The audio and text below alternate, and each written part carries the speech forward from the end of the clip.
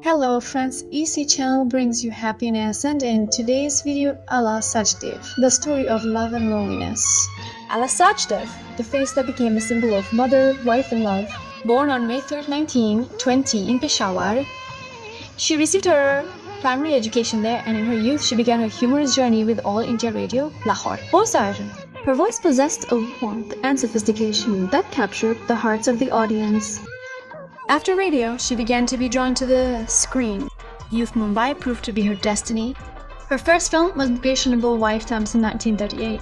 Gradually, she established a strong foothold, and by the 1950s, she became a favorite actress of every major banner.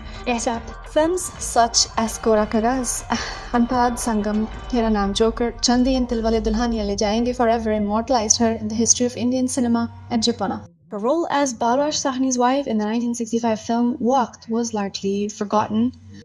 The song Ek Thi Meri Zohre Jabi Tujhe Malum Nahi Na Jala Ye Meri Zohre Jabi Tujhe Malum Nahi, filmed on her in this film, made her a timeless icon of Hindi cinema. Sachdev was first married to Gyan Sachdev, but this relationship didn't last long and they separated. Time passed and fate brought them together again, finding love. This meeting was nothing short of a filmy scene.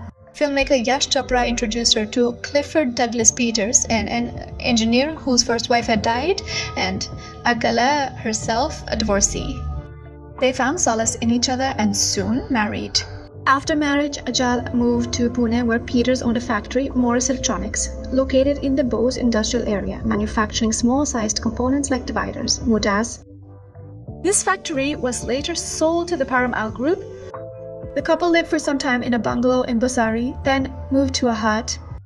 Their life was simple but peaceful. They also have a son, Teen Peters, who lives in America.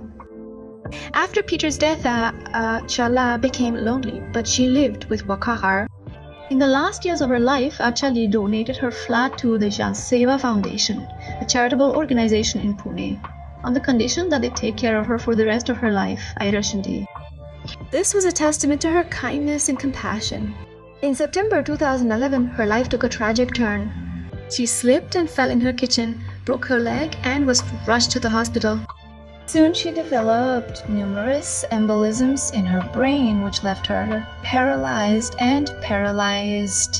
Suddenly, she became completely paralyzed and was unable to get out of bed until her last breath. On April 30, 2012, she quietly departed this world.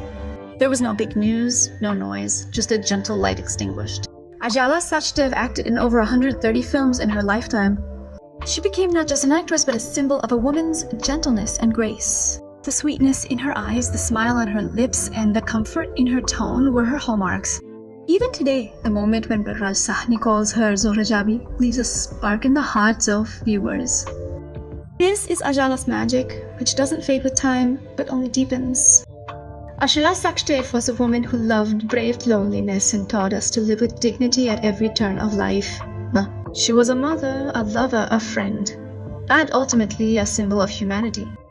Her passing left a void in the film industry of Bombay. It's as if the light remains, but her passion is now lost. Here are some things you may not know about Akan Sachdev. Her journey from radio to film wasn't a coincidence, but a stroke of fate.